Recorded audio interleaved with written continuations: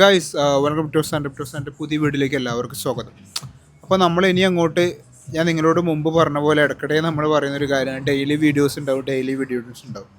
അപ്പോൾ ഞാനൊരു പ്ലാൻ ചെയ്തതെന്ന് പറഞ്ഞാൽ ഒരു 100 ഡേയ്സ് ഇനി വരുന്ന 100 ദിവസം ഡെയിലി വീഡിയോ ചെയ്തിരിക്കും എന്നുള്ളൊരു കോൺസെപ്റ്റ്. അതുകൊണ്ട് 100 ഡേയ്സിൻ്റെ വീഡിയോ ഞാൻ ചാർട്ട് ചെയ്തു. അതായത് ഇന്ന് മുതൽ ഇനി 100 ദിവസം ഏകദേശം നമുക്ക് ഒന്ന് ആഗസ്റ്റ് വരെ കമ്പൽസറി ആയിട്ട് ഡെയിലി വീഡിയോസ്. കാരണം നിങ്ങളോട് സംവദിക്കണം. കാരണം ഈ സമയങ്ങളിലൊക്കെ ഇനി വരുന്ന BTC ഡോമിനൻസ് 72ലേക്ക് പോകുന്നു. അവിടുന്ന് ഒരു റിജക്ഷൻ ഉണ്ടാകുമ്പോൾ ആൾട്ടിലുണ്ടാവുന്ന സാധ്യതകൾ, ക്രിപ്റ്റോ മാർക്കറ്റിലുണ്ടാകുന്ന സാധ്യത, പിന്നെ മാത്രമല്ല നമ്മൾ നിങ്ങളോട് പറഞ്ഞ പോലെ തന്നെ ക്രിപ്റ്റോൻ്റെ കൂടെ തന്നെ വേൾഡ് പൊളിറ്റിക്സ് കൂടി നമ്മൾ സംസാരിക്കുന്നുണ്ട്. അത് ഏതും ട്രേഡ് ആയാലും ഏത് സിറ്റുവേഷൻ ആകുമ്പോഴും ആ വേൾഡ് പൊളിറ്റിക്സും കൂടി നമ്മൾ സംസാരിക്കുമ്പോൾ നിങ്ങൾക്ക് കിട്ടുന്ന അറിവ്, പിന്നെ കറൻറ്റ് പൊളിറ്റിക്സ്, ഓരോ തീരുമാനങ്ങൾ, ഓരോ മീറ്റിങ്ങിൽ ഉണ്ടാകുന്ന ഡിസിഷൻ എങ്ങനെയാണ് നമ്മൾ ഇൻഡിവിജ്വലായിട്ട് ഓരോ മനുഷ്യനും ബാധിക്കുന്നത്. നമ്മളെപ്പോഴും ചിന്തിക്കുന്ന ഒരു വിഷയം എന്താണ്, എവിടെയോ നടക്കുന്ന ഒരു അമേരിക്കൻ ട്രേഡ് വാർ നമുക്കെന്തിനു ബാധിക്കണം, നമ്മൾ എന്തിനാണ് അതിനെക്കുറിച്ച് ബോധേഡാവേണ്ടത് എന്ന് ചിന്തിക്കുമ്പോൾ അവിടെ ഉണ്ടാവുന്ന ഒരു ഫോംസി മീറ്റിംഗ് അല്ലെങ്കിൽ ഒരു ഡിസിഷൻ നമ്മൾ ഡെയിലി ചിലവായ പെട്രോളിനും ഡീസലിനും പോയിട്ട് നമ്മൾ ഉപയോഗിക്കുന്ന രൂപ, നമ്മൾ വാങ്ങുന്ന സ്വർണം, ആ രൂപയും പെട്രോളിൻ്റെയും വാല്യൂ ഡിഫറൻസ് ഉണ്ടാകുന്നതുകൊണ്ട് നമുക്കുണ്ടാകുന്ന ഡെയിലി ചലഞ്ചുകൾ, നമുക്കുണ്ടാകുന്ന ചിലവുകൾ, അതുമൂലം നമ്മുടെ രാജ്യത്തിലേക്ക് കുതിച്ചുവരുന്ന വിലക്കയറ്റം, അതിലൂടെ ഉണ്ടാകുന്ന രാജ്യത്തിൻ്റെ ഇൻഫ്ലേഷൻ, ഇതൊക്കെ നമ്മളെ ബാധിക്കുന്നുണ്ട്. പക്ഷെ പലരും നമ്മുടെ കൂട്ടത്തിലുള്ള പലരും നിങ്ങൾ ചങ്ങായിമാരോട് ചോദിച്ചു നോക്കിയേ, എടാ അമേരിക്കൻ ട്രേഡ് വാറിനെ കുറിച്ച് എനിക്ക് എന്താ അഭിപ്രായം എന്ന് ചോദിച്ചാൽ ഒരു അഭിപ്രായം ഉണ്ടാവില്ല. അതെന്താ നമ്മൾ ബോധേഡാവേണ്ടത്? അമേരിക്കൻ പ്രസിഡൻറ്റ് ഇന്ന് ഡിസിഷൻ എടുത്തല്ലോ, അല്ലെങ്കിൽ ചൈനയ്ക്കെതിരെ ഇത്തരം ടാരിഫ് പ്രഖ്യാപിച്ചല്ലോ, അല്ലെങ്കിൽ ഇന്ത്യൻ ഗവൺമെൻറ്റിനെതിരെ ഇങ്ങനെ ഒരു വേർഡ് ഉപയോഗിച്ചല്ലോ. ഈവൻ ഇപ്പോൾ നമ്മൾ ഇന്നലെ ഉണ്ടായ പഹൽഗാം ടെററിസ്റ്റ് അറ്റാക്കിൽ പോലും നമ്മൾ ഇപ്പോൾ ഇന്നലെ ട്രംപിനോട് ചോദിച്ചൊരു ചോദ്യമുണ്ട്, എന്താണ് നിങ്ങളുടെ സ്റ്റാൻഡ് എന്താണെന്ന് ചോദിച്ചപ്പോൾ ട്രംപ് പറഞ്ഞത് എന്താ, അത് 1000s ഇയറായിട്ട് നടക്കുന്ന ഒരു യുദ്ധമല്ലേ, ഞാൻ രണ്ടിലും ഇടപെടുന്നില്ല.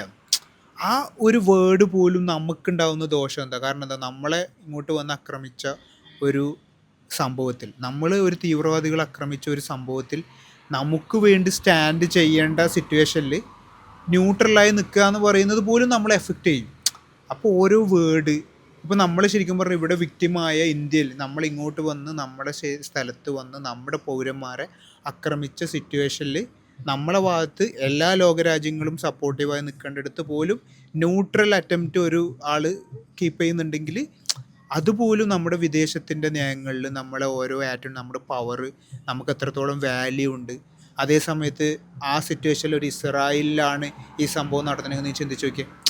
ഇതേ സംഭവം ഫലസ്തീനികൾ വന്ന് ഇസ്രായേലിലാണ് ഈ ആക്രമണം നടത്തിയെങ്കിൽ എന്തായിരിക്കും അമേരിക്കൻ്റെ സ്റ്റാൻസ് എന്തായിരിക്കും? അപ്പോഴാണ് നമ്മുടെ രാജ്യത്തിൻ്റെ ഈ നയതന്ത്രത്തിലുള്ള പ്രശ്നങ്ങൾ അതെങ്ങനെയാണ് നമ്മുടെ ഡെയിലി ലൈഫിലേക്ക് ബാധിക്കുന്നത്, അതെങ്ങനെയാണ് ക്രിപ്റ്റോയെ ബാധിക്കുന്നത് എന്നുള്ളത് നമ്മൾ മനസ്സിലാക്കേണ്ടത് വളരെ ഇമ്പോർട്ടൻ്റാണ്. അതുകൊണ്ട് നമ്മൾ ഈ വേൾഡ് ന്യൂസ് അല്ലെങ്കിൽ ഈ BBC അല്ലെങ്കിൽ ഏതും വേൾഡിലെ ഓരോ പൊളിറ്റിക്സ് ഈവൻറ്റും അതൊന്നും നമ്മളെ ബാധിക്കുന്നില്ല, അല്ലെങ്കിൽ നമ്മൾ അതൊന്നും ശ്രദ്ധിക്കേണ്ട ആവശ്യമില്ല എന്ന് ചിന്തിക്കുന്നിടത്താണ് നമ്മൾ ഫസ്റ്റ് ലോസ് സംഭവിക്കുന്നത്. അതെങ്ങനെ ലോസ് സംഭവിക്കുക എന്ന് പറഞ്ഞാൽ, നമ്മൾ അറിയാതെ നമുക്കുണ്ടാവുന്ന, നമ്മൾ ഈ ന്യൂസ് ശ്രദ്ധിക്കാത്തത് കൊണ്ടുണ്ടാവുന്ന നഷ്ടങ്ങൾ ഓരോ മാസങ്ങളോളം ഓരോ വർഷങ്ങളോളം കൂടുമ്പോൾ അത് വലുതായി കൊണ്ടേയിരിക്കും. അതേ സമയത്ത് ഇതേപോലെ നിങ്ങളുടെ തൊട്ടടുത്തുള്ളൊരു കൂട്ടുകാരൻ ഇത്തരം ന്യൂസുകൾ അപ്ഡേറ്റ് ആവുകയും അവനൊരു പൊളിറ്റിക്കൽ വ്യൂ ഉണ്ടാക്കുകയും ആ ന്യൂസുകൾ എങ്ങനെ മാർക്കറ്റിനെ ബാധിക്കുന്നു, ഗോൾഡിനെ ബാധിക്കുന്നു, ക്രൂഡ് ഓയിലിനെ ബാധിക്കുന്നു, ഇന്ത്യൻ ബാങ്കിനെ ബാധിക്കുന്നു, ഇന്ത്യൻ എക്കോണമിയെ ബാധിക്കുന്നു, അതുപോലും ഇന്ത്യൻ കമ്പനികൾ എങ്ങനെ ബാധിക്കുന്നു എന്നുള്ള ചിന്തകൾ വരുമ്പോൾ അവനക്ക് സ്റ്റോക്ക് മാർക്കറ്റിൽ നല്ല കൊഴുത്തുണ്ടാവും. അവൻ ക്രിപ്റ്റോ മാർക്കറ്റിൽ സാധ്യത മനസ്സിലാക്കി ഇൻവെസ്റ്റ് ചെയ്യും. അവനക്കറിയാം ഇന്ന മീറ്റിംഗ്, ഇന്ന സംഭവങ്ങൾ, ഇന്ന് ടോക്ക്. ഇപ്പോൾ അതൊക്കെ സംഭവിക്കുമ്പോൾ അതൊരു ചിന്തയുണ്ടാവും, ഗോൾഡ് ഇങ്ങനെ മൂവ് ചെയ്യുന്നതുണ്ട്, ഗോൾഡ് മൂവ് ചെയ്യുന്നതിൻ്റെ റീസൺ ഇതാണ്. ഇനി ഗോൾഡ്, ഇപ്പോൾ ഉദാഹരണം ഇന്ന് പബ്ലിക് ചാനലിട്ടൊരു ചാർട്ടുണ്ട് ഗോൾഡ് BTCൻ്റെ. അത് നിങ്ങൾക്ക് പൊതുവേ എവിടെയും കിട്ടാത്ത ചാർട്ടാണ്. അത് ഗോൾഡിൻ്റെ കറൻറ്റ് സിനേറിയോ എന്ന് പറയുന്നത്, അത് ഓൾ ടൈം ഹൈ എടുത്തതിന് ശേഷം നമ്മളെല്ലാവരും, ചില ആൾക്കാർ നമ്മുടെ അടുത്ത് വന്ന് ചോദിക്കും, ഇനി ഞാൻ ഗോൾഡ് വാങ്ങട്ടെ, അല്ലെങ്കിൽ ഞാൻ ഇനി ഗോൾഡ് വാങ്ങുന്നില്ല, ഇല്ല ഗോൾഡ് വിൽക്കാൻ മനസ്സ് വരുന്നില്ല, അത്യാവശ്യമായിട്ടൊരു എമൗണ്ട് ഉണ്ട് പക്ഷെ ഗോൾഡ് വിൽക്കാൻ മനസ്സ് വരുന്നില്ല. കാരണം നമ്മളെ കൂട്ടത്തിലെ പലരും ഗോൾഡിൻ്റെ വില എന്ന് പറയുന്നത് എന്തോ സംഭവിച്ചു. അതിൻ്റെ സാധ്യതകൾ എന്താണ്?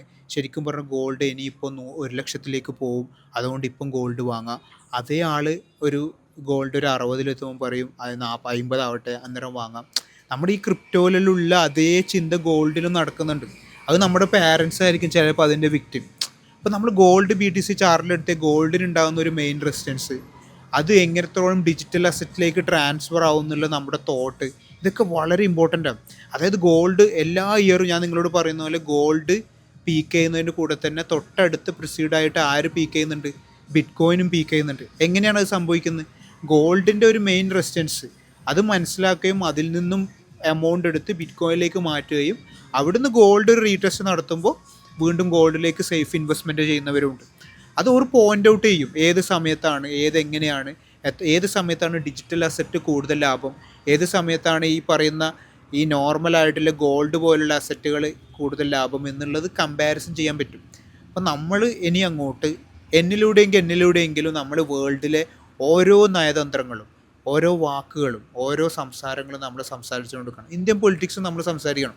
ചില ആൾക്കാർ എനിക്കിപ്പോൾ അറിയാം, ന്യൂ ജനറേഷൻ എന്ന നിലയിൽ പൊളിറ്റിക്സിനോട് തീരെ താല്പര്യമില്ല, അല്ലെങ്കിൽ ഇന്ത്യൻ പൊളിറ്റിക്സ് എന്തിനാണ് നമ്മൾ വായിക്കുന്നത്, നമ്മളെന്തിനാണ് അറിയുന്നത്, അത് അവരായി പാടായി ഒന്നുമില്ല. നമ്മുടെ രാജ്യത്തിൻ്റെ പൊളിറ്റിക്കൽ നമ്മൾ തിരഞ്ഞെടുക്കുന്ന ആൾക്കാർ എടുക്കുന്ന ഓരോ ഡിസിഷനും നമ്മൾ ഡെയിലി ലൈഫിൻ്റെ സാധ്യതകളും വിഷമങ്ങളും ഇമ്പോർട്ടൻസ് ആയിട്ട് കൂട്ടുന്നുണ്ട്. ഒരു രാജ്യത്ത് ഇപ്പോൾ ഉദാഹരണത്തിന് ഞാൻ പറഞ്ഞ ക്രൂഡ് ഓയിൽ വാല്യൂ, ഈ ക്രൂഡ് ഓയിൽ വാല്യൂ ഈ പറയുന്ന ട്രംപ് ടാരിഫിൻ്റെ സമയത്ത് ഇത്രത്തോളം ഡൗൺ ആയിട്ട് പോലും നമ്മുടെ ഗവൺമെൻറ് ഡിസൈഡ് ചെയ്യുമെന്ത് ഇത് ജനങ്ങൾക്ക് കൊടുക്കണോ അതോ ക്രൂഡ് ഓയിൽ കമ്പനികൾക്ക് കൊടുക്കണോ എന്നുള്ളത് ഡിസൈഡ് ചെയ്യുന്നത് പോലെ നമ്മുടെ പൊളിറ്റിക്കൽ വ്യൂവിലും അതിന് ഇമ്പോർട്ടൻസ് ഉണ്ട്. ഓക്കെ, അപ്പോൾ നമ്മളിനി കൂടുതൽ ഈ വിഷയത്തിൽ സജ്ജീകരിക്കണം. നമുക്ക് ബിറ്റ് കോയിൻ അപ്ഡേറ്റ്സുകളും നാളെ സംസാരിക്കാം. Okay, by.